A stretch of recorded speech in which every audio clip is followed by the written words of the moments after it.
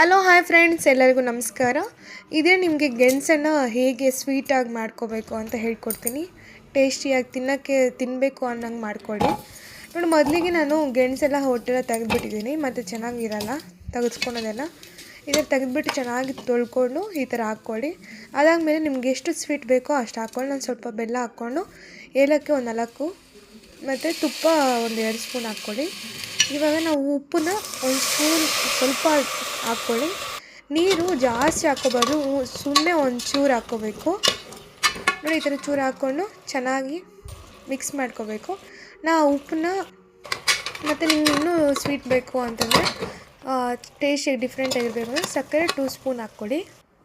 ಹಾಕ್ಕೊಂಡು ಈ ಥರ ಚೆನ್ನಾಗಿ ಫ್ರೈ ಮಾಡ್ಕೊಂಡು ಒಂದೊಂದು ತಿರ್ಸ್ಕೊಳ್ಳಿ. ಅದಾದಮೇಲೆ ಸ್ವಲ್ಪ ಇದ್ಮೇಲೆ ಒಂದು ವಿಸಿಲ್ ಹಾಕ್ಕೊಳ್ಳಿ. ನೋಡಿ, ಒಂದು ವಿಸಿಲ್ ಬಂದಿದೆ.